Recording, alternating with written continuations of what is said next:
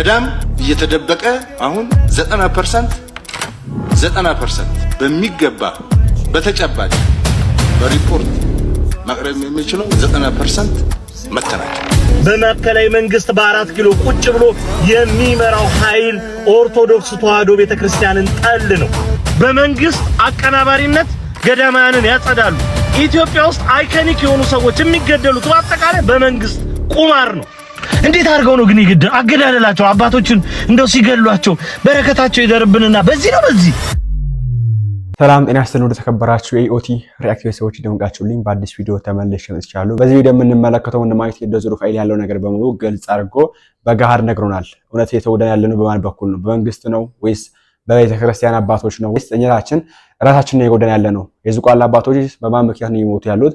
ማን ነው እያስገድላቸው ያለው የሚለው ነገር ወንድማችን ከልብ ሆኖ አብራርታ ማለት ነው እሱን የምንመለከት ነው የሚሆነው። እንደዚሁ ነው በገዳም ያሉት ሽፍታዎች ናቸው የሚል የአቶ ብርሃኑ ጁላ ንግግር አለ። እሱን የምንመለከት ነው የሚሆነው። ሁላችሁም የቪዲዮ ላይክ ማድረጋችሁና ለብዙዎች ማድረሳችሁን እንዳትረሱ። በመንግስት አቀናባሪነት ገዳማያንን ያጸዳሉ። ኢትዮጵያ ውስጥ አይኮኒክ የሆኑ ሰዎች የሚገደሉት በአጠቃላይ በመንግስት ቁማር ነው። ገዳዮች አይታወቁ ኢትዮጵያ ውስጥ።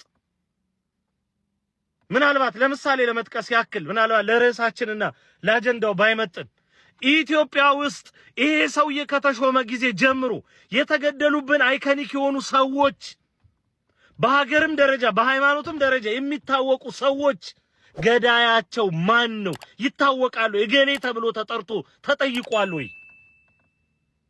የለ። የኢትዮጵያ ሕግ በዳዲ እየሄደ ነገር ግን የነዚህ ሰዎች ጨራሽነት መቆጣጠሪያውን አጥቶ እንደፈለጉ የሚፈነጩበት ሁኔታ እኮ ነው ያለው።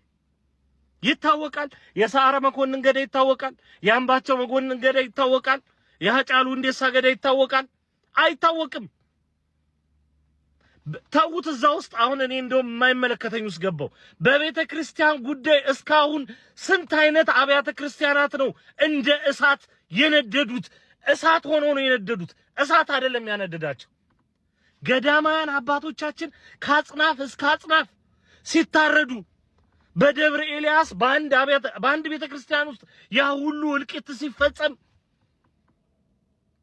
በትግራይ ኦርቶዶክስ ተዋህዶ ቤተ ክርስቲያን አለችኝ የምትለው ገዳም በሙሉ ያለ ምክንያት በድሮን ሲደበደብ ምክንያት ነበር። በአክሱም ጽዮን ገዳማችን ቤተ ክርስቲያናችን ያሉ መነኮሳት እናቶቻችን አይናቸው እያየ በአባቶችና በሌሎች እማሆዮች ፊት በወታደር ሲደፈሩ ምክንያት ነበረው። ሁሉም ጥቃት ኦርቶዶክስ ተዋህዶ ቤተክርስቲያን ላይ ያነጣጠረ ነው።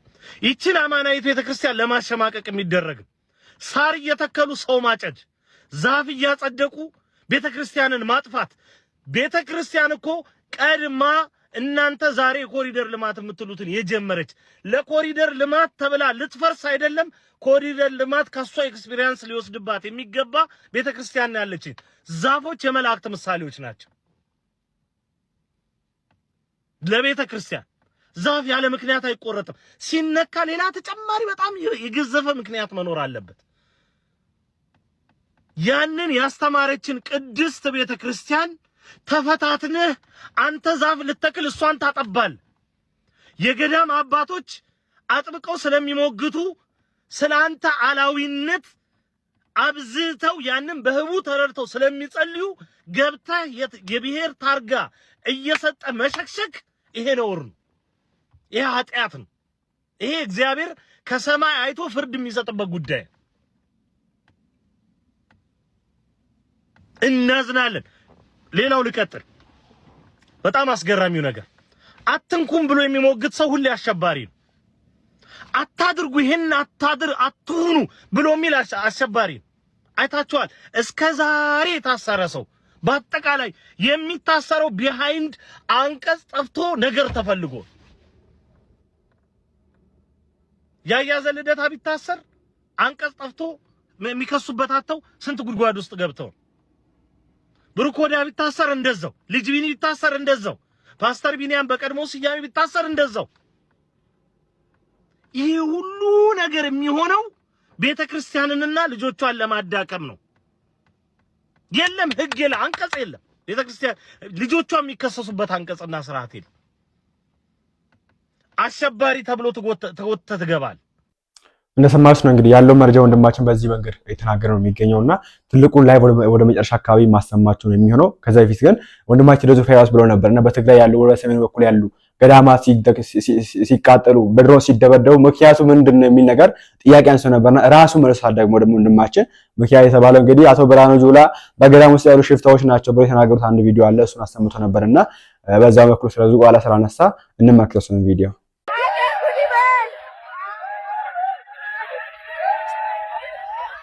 አስታወሳችሁት? ይህንን ጩኸት አስታወሳችሁት? ይህንን ዋይታ ልክ የዛሬ ዓመት ነበር የካቲት 2016 ላይ በዝቋላ አቡነ ገብረ መንፈስ ቅዱስ ገዳማውያን አባቶቻችን ተገድለው እንዲህ የአካባቢው ምዕመን እንደዚሁም ደግሞ መላው ክርስቲያን ሲያለቅስ ሲያነባ የነበረው ታሪክ ራሱን ደገም። ይሄው አሁንም አባቶቻችን ወዴት እንድረስ እያሉ እንደ በግ ዝቅ ብለው ታረዱባት ያቺ የተቀደሰች ስፍራ። ገዳማውያን አባቶቻችንን በመጨፍጨፍ ምን አይነት ሰላም ነው የምታረጋግጡት? በገዳም እየተደበቀ አሁን 90% በሚገባ በተጨባጭ በሪፖርት ማቅረብ የሚችለው 90% መተናቸው። የህዝቡ ማለቅ ሳያንስ ስለ ምድሪቱ ሰላም ስለ ኢትዮጵያ የተባለች ሀገር መልካም መሆን የሚያነቡ አባቶችን ስለምን ልታጠፏቸው እጃችሁ እሺ ብሎ ታዘዘላችሁ? ለምን ተገደሉብን ብሎ የሚጠይቅ እንደ ደረጀ ዞይንዬ ይታሰራል። ቀድሞ ተናገረ፣ ቀድሞ ታሰረ። ገዳዮች ግን ታርጋ ይለጣጠፍላቸውና ይረሳሉ። ከየት መጡ ማናቸው ምንድናቸው የሚለው አይታወቅም። መንግስት እየመራ የሚያስፈጽመው ይህ ግድያ ወሰን አልባ በሆነ መንገድ አሁንም ቀጥሏል። አባቶችን ማሳቀቅ፣ አባቶችን ማዋረድ፣ አባቶችን መግደል፣ አባቶች ላይ መዘበት የማዕከላዊ መንግስት ጠባይ ነው። በማዕከላዊ መንግስት በ4 ኪሎ ቁጭ ብሎ የሚመራው ኃይል ኦርቶዶክስ ተዋህዶ ቤተክርስቲያንን ጠል ነው። አማራ በሉት፣ በትግራይ በሉት፣ በኦሮሚያ በሉት ስም እየተሰጠው የሚደረግ ጭፍጨፋ በሙሉ ኦርቶዶክስ ተዋህዶ ቤተክርስቲያንን ማጥቃት ላይ መሰረት ያደረገ ነው። በዚህ ሁሉ ደግሞ ዳግማዊ ዮዲት ጉዲቶች እነ ዳንኤል ክብረት ቤተ መንግስት ውስጥ ቁጭ ብለው የቤተክርስቲያንን ሰነድ ይሸጣሉ። በ5 ኪሎ ደግሞ ሰላም ነው። ምንም የሚፈጠር ነገር ያለ ሳይመስል ሹምሽሩን አጧጡፎ በብሔር ታርጋ ተቀምጦ ይቺን ቤተክርስቲያን መጉዳት ከላይም ከታችም ያለ ጠባይ ነው። የገዳማውያን አባቶችን በመጨረስ የምትደምቀው የምትበለጽገው ኢትዮጵያ ደጋግመን ቪዲዮ የምንሰራው ዜና እንዲህ ብለን የምንናገረው ከምድር የሚቀይርና ይሄን ታሪክ የሚያስረሳ ታሪክን ወይ ድርጊትን ጠብቀን አይደለም። ሰው ግን ይሄንን እየሰማ ጸሎት እንዲያደርግ የሰማይ አባታችን እንደሚመለከት በማመን ታሪካችን እንዳይበላሽ ይህ ነገር ሆኖ ነበር ብለን ከትበል ለማኖር ነው። የኢትዮጵያ ኦርቶዶክስ ተዋህዶ ቤተክርስቲያን አዳኟ መንግስት አይደለም። አዳኟ በጵጵስና ስም ተቀምጦ የዘርና የብሔር ዓላማን የሚያስፈጽም አካል አይደለም። ይቺን ቤተክርስቲያን ጠብቆ የሚያጽናናት የሰማይ አባታችን መድኃኔ ዓለም ብቻ ነው። ፍትህ ለዝቋላ አባቶቻችን ስንል ወደ ላይ እንጂ ወደ ታች አይደለም። ወንድማችን ደዙ ፋይር እግዚአብሔርን ጌታ አምላክ ባለበት ሰላም ያርግልን። እንግዲህ ይሄን በመናገሩ ነው ወንድማችን በየጊዜው የሚታሰረው። አሁን እግዚአብሔር ይመስገን ከኢትዮጵያ ውጪ ነው የሚገኘውና እግዚአብሔር አምላካችን ባለበት ሰላም ያርግልህ። ለቤተክርስቲያን ከመናገር ወደ ኋላ እንዳትመለስ ለማለት ፈልጋለሁ። አሁንም ቢሆን ብዙ ወደ ኋላ የሚመለሱ ነገሮች አሉ። ብዙ ለመናገር እንዴት ብለን እናገራቸው የሚባሉ ራሳችን ከዚህ ውስጥ ያሉ እብን መግለጫ ራስ ወጥቶብናል። እነዚህ ወንድሞችን ጨምሮ እነዚህ ወንድሞች ነው የወጣው መሰረቱ እነዚህ ሁሉ ይዙናል። ነገር ግን አሁንም ቢሆን እኛ የምንናገረው ለቤተክርስቲያን ስለሆነ እነሱ ተሰለ ለቤተክርስቲያናችን ድምጽ እንድንሆን ለማለት ፈልጋለሁ። ወንድማችን እግዚአብሔር ይስጥልን። እንግዲህ እንደዚህ መልእክት ያሳለፈን የሚገኘው መንግስትም ቤተክርስቲያንን በድሮን የሚደበድብበት ምክንያት ምንድነው? አቶ ብርሃኑ ጁላ እንደተናገሩት ቤተክርስቲያን ውስጥ ወይም ገዳም ውስጥ ሸኔ ምንድነው ሽፍታ አለ። ቤተክርስቲያን ገዳም ውስጥ ያሉ ሽፍታዎች ናቸው ምን አለ የሚል ምክንያት ነው። ምን እንደው አይደለም እኮ ኦኬ። አንድ ሽፍታ እዛ ውስጥ ገባና 8 አባቶች 10 አባቶች ሞተው ያ አንዱ ሳይሞት ይወጣል ፈለገ። ኦኬ አንዱን ለመግደል 10 ይሞታሉ። መንግስት በተለየ ኦፕሬሽን እኮ ያን ነገር እኮ ማሳካች ሽፍታውን እኮ ማጥራት ይችላል እኮ ገብቶ። ነገር ግን ደብዶ በድሮን ደብዶ በጥይት ደብዶ በጭፍን እንደዚህ ተረሽነው አባቶች ይሞታሉ። እነዛም የሚፈልጉትም ሊሞቱ ይችላሉ አይታወቅም። ምንም የሚያውቁ አባቶች ለሀገር የሚጸልዩ አባቶች ሲሞቱ ግን እንመለከታለን። እግዚአብሔር አምላካችን ከእንደዚህ አይነት ጭፍን ጭላቻ ጭፍን ጥላቻ ሰው ለማለት ፈልጋለሁ። እናንተም እናንተን ሐሳብ አስቀምጡበት። ወንድማችን ቴዎድሮስ ሩፋኤል ይሄን ነገር ያደረገ ያለችዋ ራሳቸው የሻውን የሚገኙ አባቶች እንደሆኑ ምን አይነት ስራ እየሰራ እንደሆነ ያገለጠበት አንድ ቪዲዮ አለ። እና አቡነ ሳዊሮስን ጉዳይ አንስቶ እስቲ እሱንም ሰምተን እንመለስ።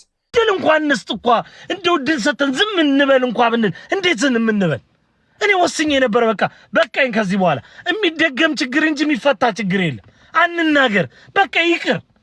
ወንድሞችን ጓደኞችን ብለውኛል። ቴዶ ተው በቃ አንተ ያለው የተሻለ ዓለም ላይ ነው። ኢትዮጵያ ገብተህ በምትፈልገው ጊዜ የምትፈልገውን ነክተህ የምትፈልገውን በልተህ የምትፈልገውን ጎብኝተህ አትወጣም ያሉኝ። እሺ አዎ ይሻላል፣ ግን ውስጥ ያላስቻለው እምናየው እውነት በየጊዜው እየመረረ መጣ።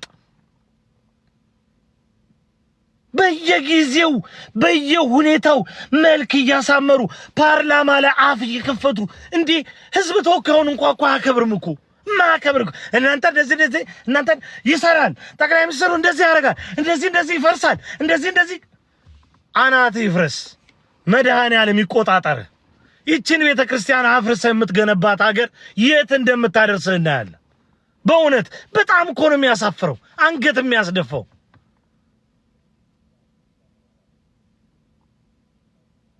እንዲህ ቤተክርስቲያን እኮ በቃ እንደምን አክሲዮን ማህበር አደረጓት እኮ በቃ እንደዛው ስትተርፍም ትትረፍ ስትከስርም ትክሰር የራሷ ጉዳይ። ሰው እንትን ይላል በቃ። ስለዚህ ቋራ ሰማው ምንድነው ግን የሆነው እንደዚህ አማጺዎች ከአማጺ ጋር የተገናኙ ብሎ ሊጮ ይዘጋጅና ሰማን። ከዛ ደግሞ አይ አይደለም እኮ እንደው ከመንግስት ጋር የተገናኙ ነው እንደው በቃ አወቅ ነው እኮ አሁን ለየ ነው በቃ እንደ በዛ በኩል ነው እሱም የታወቀ ነው እምንልበት ሆነ።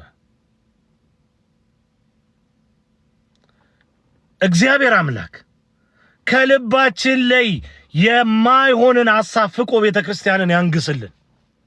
ዘር ፖለቲካ የሆነ ግሳንግስ የሆነ ጎጥ የሆነ ጎራ ልባችን ላይ ነግሶ የቤተክርስቲያንን ሐሳብ ያጨለመብንን ጥንተ ጠላት ሰይጣን ዲያብሎስን ይቆጣጠርልን። በእውነቱ ስትል አቡነ ሳዊሮስ አረ እንደዚህ ነው እሳቸው ስትሉ አረ ኦሮሞ ስለሆኑ አቡነ ናትናኤልን ሞደደን እኮ ማንንም አያይም። አረ አቡነ ሄኖክ እኮ እሳቸው ብለ ጉልበታቸው መሳምን ማንንም አያይም። ኦሮሞ ማለት አቡነ ሳዊሮስ ናቸው። እንዲህ ነው ተስሎ የተቀመጠው። አቡነ አብርሃም ብለህ ብትናገር ወይም አቡነ አብርሃም ይሄን ሆኑ ብለህ ስለሳቸው ኔጌቲቭ ነገር ወይም ደግሞ ያልሆነ ነገር አድርገዋል ብለህ ብትል ሄዶ ከዘር ጋር የሚገናኝ እና አቡነ ኤርሚያስን ማክበር አይታይም እና አቡነ አትናቴዎስን ማክበር አይታይም።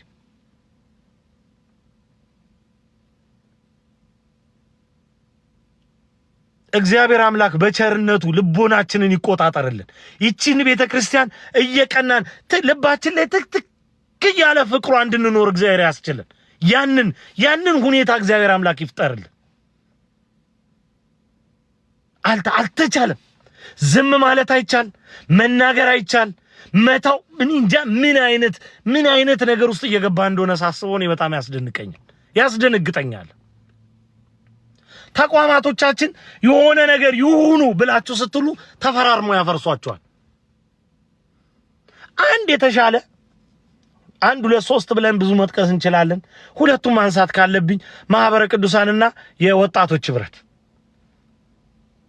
የአዲስ አበባ ወጣቶችና ጎልማሶች ህብረት ከዓመት በፊት ዴሎፖል ሆቴል በተደረገ ስብሰባ ኦርቶዶክሳውያን ወጣቶችን በማቀፍ ትልልቅ ስራዎች ለመስራት ትልቅ ውይይት ተደረገ።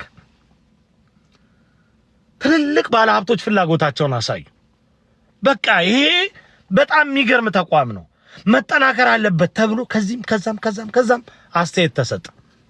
መድረክ ላይ እነ ቄስ በላይ ተልከው መጥተው አጠኑ። በቃ በጊዜ ደርሰው ሁኔታውን የሚገባውን የሚወጣውን ሲቆጣጠሩ መድረክ ላይ ይታያል። በደንብ አጠኑት ሁኔታውን። ይሰጣል የተባለው ባለሀብት እጁን እንዲሰበስብ ወይም ደግሞ የሚሰጥበት እጁን በአጃዙር ለሌላ ነገር ለመጠቀም መዝግበው ያዙ። መድረክ ላይ ሲመዘግቡ ቪዲዮ አለ እንደው ለታሪክ ይወጣል። እንደው የሚሆነ ጊዜ በስነ ስርዓት ሲጽፉ ሁሉ ነበር ሲይዙ ሲመዘግቡ። ከዛ ውይይት በኋላ ይሄ ማህበር ዶግ አመድ ነው የገባው። ይህ ማህበር እንዲፈርስ ያደረጉ ሰዎች አሉ። እዛው ወጣቶች ህብረት ውስጥ ያሉ ሰዎች ናቸው። እነ ፌቨን ልክ እንደ ሶስተኛ ቡና እየተደጋገሙ እስር ቤት ሲገቡ አሳሪ አካል ፈልጎ ብቻ ሳይሆን አሳሳሪ ከውስጥ ያለ ሌላ በመኖሩ ምክንያት ደከመ። ወጣቶች ህብረት አይታችኋል። አሁን አይናችን እያየ ከሳ። እንደውም በራሳቸው ማህተብና በራሳቸው ፊርማ ነው ተቋሙን ያቋቋሙት የፈቀደላቸው የለም ተብሎ መረጃ ተሰናስሎ መሆኑ ነው ወጣ።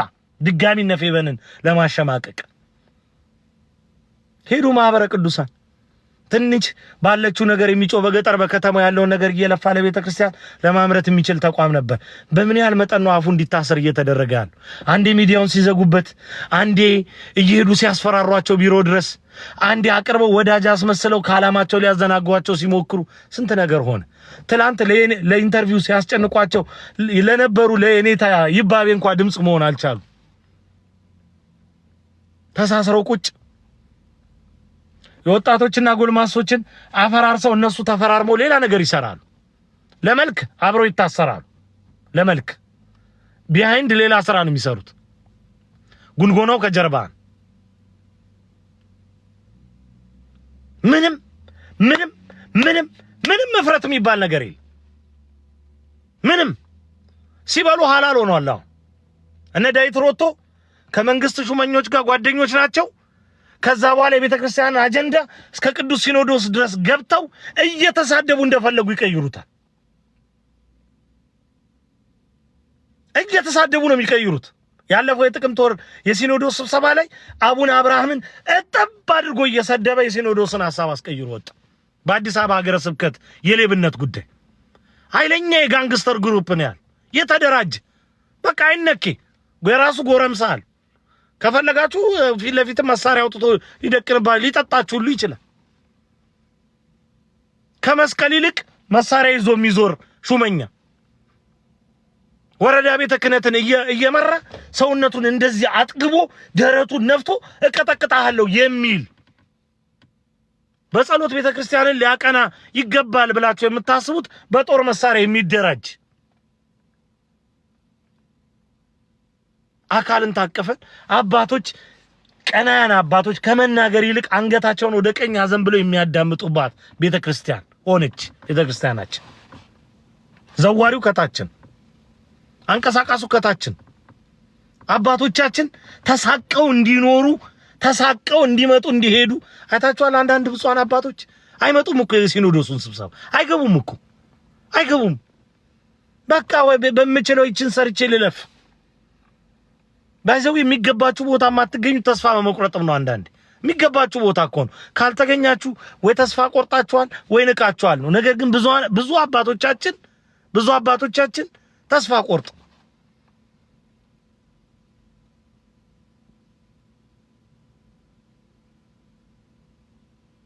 በከፍተኛ ደረጃ ይቺን ቤተ ክርስቲያን እንዲህ እየተዋጓት ነው። እንዲህ እንድትጠፋ እየሰሩባት ዝቋላ ላይ ተነስተው ዛሬ ይሄንን ነገር ድጋሚ ማድረጋቸው ድጋሚ መፈጸማቸው የምንም አታመጡም ስሜት ነው። የተሰናሰለ አሰራር ውጤት ነው።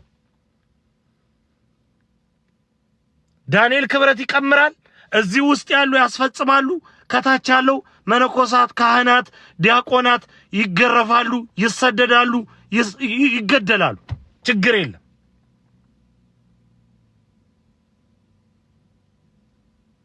ይመጣሉ። አሁን ነገር አልሆነም ይሉናል። የሆነ ነገር አልሆነም፣ አልተደረገ፣ አልተፈጸመም ይሉናል።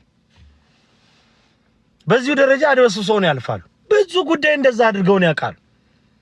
አይናችን እያየ አጣሩ ተብለን እኔ በአቡነ አብርሃም መልካም ፈቃድ አጣሩ፣ ይሄን ነገር ዘግቡ ተብሎ የተሰጠንን የአዲስ አበባ ሀገረ ስብከት የሌብነት ሪከርድ እንዳልተፈጸመ አድርገውታል። ምንም እንዳልተደረገ በኬ መድኃኒዓለም ብትሄዱ ተነቅቷል፣ እዚህ መደዳ እዛ ሄደ ብላ ተብሎ አቅጣጫ መቀየር እንዴ! ዳዊት ሮቶ እኮ የጮህባቸው እናንተ ስትበሉ ተጠንቅቃችሁ አትበሉም እንዴ ነው ያላችሁ? ስታጠፉ ተጠንቅቃችሁ አይደል? እያንጠለጠለ ነው ይዟቸው እነ መምህር ሄኖክን ሲኖዶስ ስብሰባ ድረስ ይቀርናል። እያወቅን ቃል ስጡ ተብለን ፍርድ ቤት ሄደን ቃል ሰጥተናል። ምንድነው ፖሊስ ጣቢያ አቃቤ ሕግ አድርሶ እስኪከስ ድረስ ጠብቁ ምናምን ተባለ። ለሚኩራን ይሄር ነው ይሄው ምኑም የለ ዝም። ለካ እነሱ ከጀርባ ተደራድረው ነው ያን ነገር የሚያደርጉት። እዚህ ጋር እኛም በሉ የሚለንም አካል ተደራዳሪ ነው። ለካ የሚጣሉት በዳቦ ነው። አንተ የበለጠ ቆርሳል፣ እኔ ያነሰ ቆርሻለሁ ነው ለካ ጸቡ ሲገባን። አጣሪ ኮሚቴ ተብለው ተሰይመው እንደው አጥንታችን ደማችን ይፈሳል አሉ መጀመሪያ ጊዜ። እንደው ዋቢ ምስክር ደግሞ ወንድም እህቶች አሉ ሌሎች አብረውኝ ይሄዱ። ስንሄድ ኧረ ተው አለ አንድ ወንድማችን ከመሃል ይሄው ጉዳይ የሚመለከተው የበኬ መድኃኒዓለም ጉዳይ አድምቶኛል አለ። አዝረክካችሁ ይሄን ነገር እንዳተው ሲል ተነሱ። አይ ከተቀመጡበት ተነስተው እኮ በፍጹም አናረገውም፣ ቃል ለምድር ለሰማይ አንገታችንን እንሰጥበታለን አሉ። ለካ ጉዳዩ የዳቦ ንጥቂያ። በጥቅምቱ ሲኖዶስ እንዲህ ልትባሉ ትችላላችሁም ብለናል። እኛ ደግሞ አደጋውን ቀድመን አሳይተናል።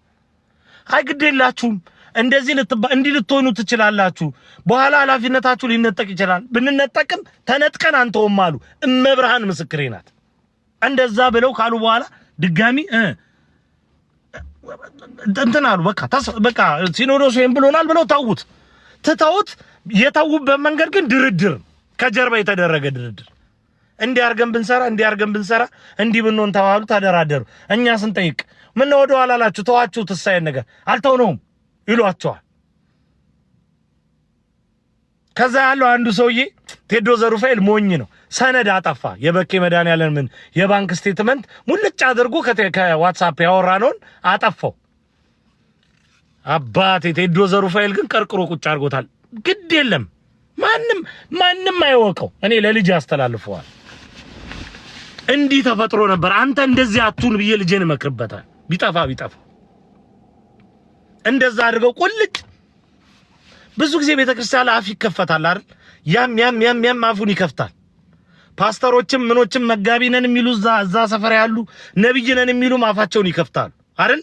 ይከሰሳሉ ተብሎ ይወጣልናል አይደል? መግለጫ ወይም ቤተክርስቲያን ክስ መሰረተች ይባላል። እኛም ችግር የለም ተቀበለን ቤተክርስቲያን ክስ መስርታለች እንኳን ደስ አላችሁ እንላለን። ያን የምንለው ሪከርድ ሆኖ እንዲቀመጥ። እንዳልካቸው ዘነበን አንድ ጊዜ ኦርቶዶክስን በጣም አጠላልተው ጻፈ አይደል?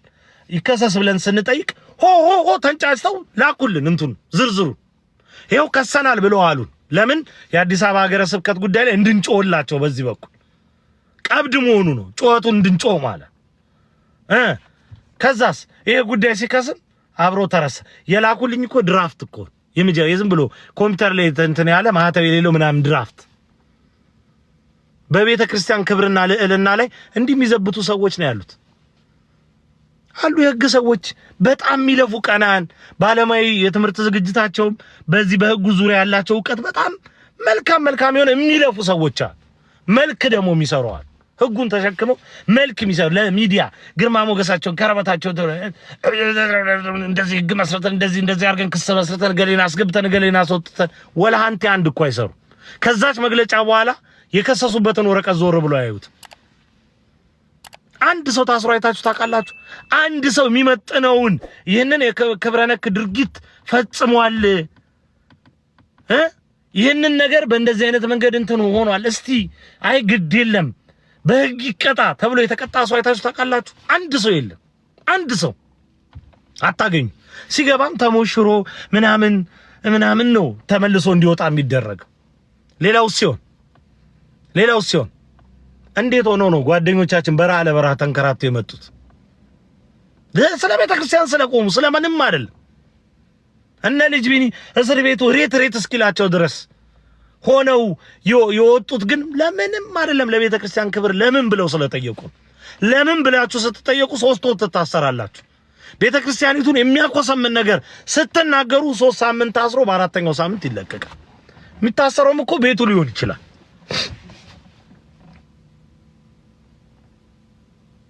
እንደዚህ አይነት የህግ አፈጻጸም ያለበት ሁኔታ ውስጥ የሆነ በህግ ተመርተን ምናምን በጣም ምርጥ ሆነን እንጨርሳለን። አጉል ስማርትነቱን ባንጫወተው መልካም። ስለዚህ በቤተ ክርስቲያን የሚዘበተውም የሚቀለደውም የተነሳ ያም መንግስት ላይ ቤተ ክርስቲያን ላይ ቢላ የሚያሳርፈውም በቤተ ክርስቲያን ውስጥ የጀርባ ማህተብ መቺና አጽዳቂዎች ነው። አጥፉ ይላሉ፣ እነዛም ደግሞ ለማጥፋት አሰብስፎ ይጠብቃሉ። አለቀ። ነገ የምሬን ነው የምላችሁ በእያንዳንዳችን ቤት አንኳክቶ ችግሩ ይመጣል። በእያንዳንዳችን ቤት አንኳክቶ ነገሩ ይሆናል። ያኔ እያንዳንዳችን ቤት እያንኳኳ ሻሸመኔ ሲገባ ይገባል። ያኔ ቆመን እንጸልያለን። ከቴዶ ዘሩፋኤል ይሄን ያህል የሚጮህ ይሄን ያህል የምንጫጫው ምንድነው ድብቅ ዓላማው ካላችሁኝ እንድትጸልዩ ብቻ ነው። ቤተክርስቲያንን ከልባችሁ እንድታነክሱ ብቻ ነው። ጉዳቷ፣ ሐሳቧ፣ ፍቅሯ ውስጣችሁ እንዲሳል ብቻ ነው። ከዜና ያለፈ እዚህ ነገር ላይ ከፍተኛ የሆነ መነቃቃት ውስጣችሁ እንዲኖር በልታችሁም ጠጥታችሁም ተነኝታችሁም ተነስታችሁም ያንን ስታስቡ ነው። ታውት አይደለም እንደዚህ አይነቱ ጉዳይ ይቅርና በሐዋርያ አገልግሎት አንድ ነገር ስትሆን በደንብ እንድትጨነቁ። እፎይን አሳደዱት፣ ቤቱን ከበው ሊያቃጥሉበት ምናምን ነበር፣ አውጥተው ሊረሽኑት ነበር። እግዚአብሔር ግን አስመለጠው። የአንድ ሳምንት ወሬ፣ የአንድ ሳምንት ጉዳይ። እዚህ ጉዳይ ላይ እስከ ስር ድረስ ሄዳችሁ እፎይ አይደለም እኔ ነኝ የታገትኩት፣ እፎይ አይደለም እኔ ነኝ ቤቴ ተከቦ ልደበደብ የነበረው፣ እፎይ አይደለም እኔ ላይ ነው መሳሪያ የተደገነው፣ ሜንጫ ሰይፍ የተነሳው እኔ ላይ ነው። እንደዛ ብናስብ በቃ ቆጠብ ሰሰት ብለን ለክርስትናችን መድከም እንጀምራለን። አይ በቃ ሆነ። አይ ገደሏቸው። እንዴት አድርገው ነው ግን አገዳደላቸው? አባቶቹን እንደው ሲገሏቸው በረከታቸው ይደርብንና በዚህ ነው ወይስ እንትን ብለዋል? እስቲ ቪዲዮ አሳይኝ። የቀብሩ ስነ ስርዓት ደምቆላቸዋል፣ ፈዞላቸዋል። አይ በቃ ጥሩ ተቀብሩ። የአባቶቻችን ረድኤታቸው በረከታቸው ይድረሰን። እኔ ምንሽ ጓደኛዬ ማታ የት ክለብ ነው የምንገናኘው? ቪዲዮ አንሰራም? የጭፈራ ምናምን በእንትን ባህል ብንሰራ ባሁኑ እንትን ቦታ ሄደን ትንሽ ፈታ ዘና አንልም? ዋጋ የለውም። ሙሉ ጊዜያችንን ለቤተ ክርስቲያን እንስጥ። ሙሉ ህይወታችንን ለቤተ ክርስቲያን እንስጥ። ሙሉ ማንነታችንን እየኖርን እኔ ዛሬ ስራ ላይ ነኝ። ስራ ላይ ሆኜ ቤተ ክርስቲያኔን ነው ማሰብ ያለብኝ። አለቀ። በዚህ ጉዳይ ላይ ከእናት ከአባት ከእህት ከወንድም ከዘመድ ከአዝማድ በላይ እግዚአብሔር እኮ ተጨነቁ እያለን አልፈን እንኳን ለነገ እንዳናስብ እንደ እስራኤላውያን መናችንን አሻክቶታል ማለት ይቻላል። በመናገኘው ገንዘብ በመናገኘው ገቢ ነገ ብለን ማሰብ አንችልም። አይደለም ኢትዮጵያ ውስጥ የተሻለ ዓለም ለዓለም ብለን የምናስብ ሰዎች ነገ ብለን ማሰብ አንችልም። ነገ ብሎ የሚያስብ ሰው አይምሮ ነው የሚዞር።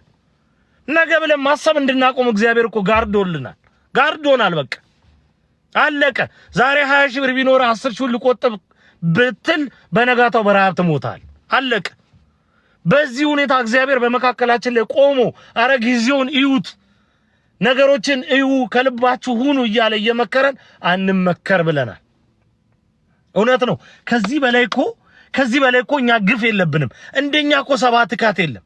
በኮሮና እኮ ያመለጥ ነው ብለን የምናስበው እኮ በእምነት በጸበሉ በዕጣነ ጸሎቱ በአባቶቻችን እንባ ነው ብለን አናስብም። የምናስበው የደብረ ብርሃን አረቂዋ ላፍ ባላረግ እኮ ከዚህ ከኮሮና አልተርፍም። እግዚኦ መረገም፣ እግዚኦ ኃጢአት፣ እግዚኦ የግፋችን ጽዋ ሞልቶ የት እንደደረሰ ይገርመኛል። እኔ በጣም ከንትን እኮ ከማረቆ እኮ በርበሬ አምጥቼ በእንትን አስደልዤ እኮ ተምተም አድርጌ እሷን በእንጀራ ባልበላት እኮ እንደው አልፈወስም ነበር። እንደው ምን አዚም እንደተጣለብን ምን እንደጋረደን ሳስበው ይገርመኛል። ተጨንቀናል። የምንወደውንም የምንጠላውንም ነገር እንዳናይ እግዚአብሔር እኮ እጃችን እግራችንን አሳስሮ ትራንስፖርት እንኳን እንዳንሳፈር የታክሲውን የመጀመሪያ መድረክ እንኳን እዚህ ውስጥ የሚያሰናለ ብለን መርገጣችንን ረስተን የተረፍነው በሚጥሚጣና ባረቄ ነው የሚመስለን። እናሳፍራለን፣ እናሳዝናለን። እግዚአብሔር አምላክ ልባችንን ይመልሰው። ደጋግሜ የምለው ይሄንን የገዳም አባቶቻችን እንባ የገዳም አባቶቻችን ደም እኛ ልብ ውስጥ ህይወትን አጥፊዎችን ደግሞ እግዚአብሔር አምላክ በቸርነቱ እሱ ቀድሞ እንዳደረገው እግዚአብሔር በቀለኛ የሚበቀል አምላክ የሚከፉበትን ይከፋባቸዋል። እሱ በቸርነቱ መልሱን ይስጥልን።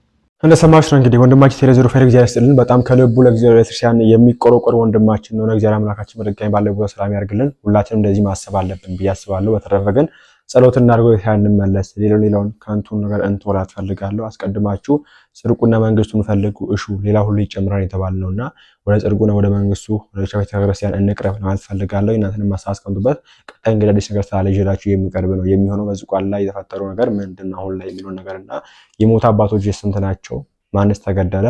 ስንት አባቶች ተገኙ? እንዴት ተገደሉ? የሚሆነው ነገር የደረሰኝ መረጃ ስላለ እሱን ይዤላችሁ የሚቀርብ ነው የሚለው። ይሄን ቻናል ሰብስክራይብ ማድረጋችሁና ላይክ ማድረጋችሁን እንዳትረሱ። በቀጣዩ ደስ ከመንገር ድረስ እግዚአብሔር ከእናንተ ጋር ይሁን። እግዚአብሔር አምላካችን ሀገራችን ዓለማችን ሰላም ያድርግልን። ቸር ቆዩልኝ።